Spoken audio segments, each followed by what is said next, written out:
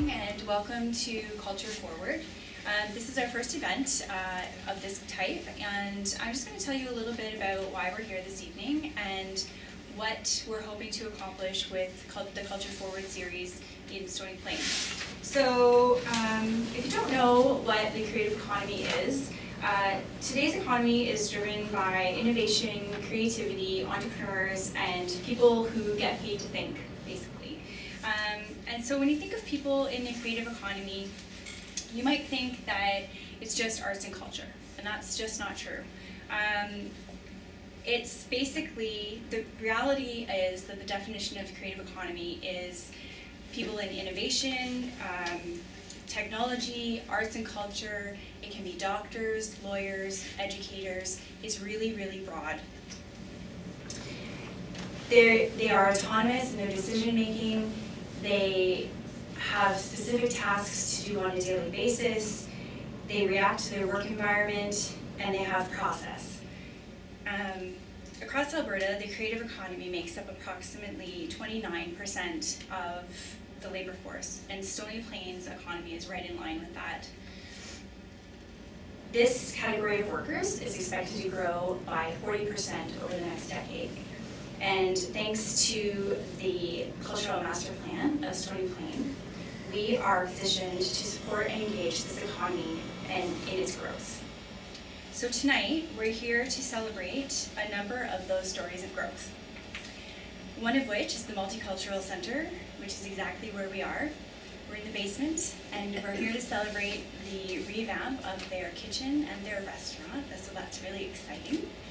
And so for those of you who are new to this event, which it's new here but not new in the community where I come from, we're going to have a few speakers come up and talk about 3 things for 3 minutes.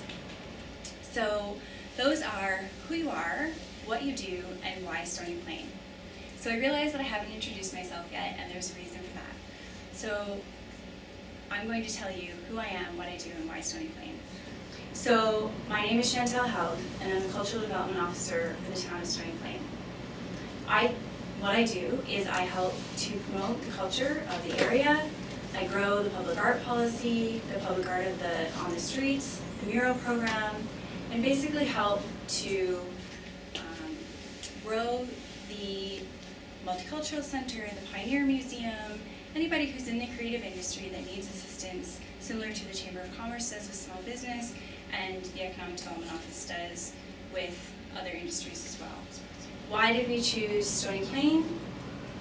We decided to move here from Ontario about 8 months ago because we were looking for a community that wanted to celebrate its heritage but move forward with its growth, and that is exactly what Stony Plain is doing, not only in its cultural industry but also in its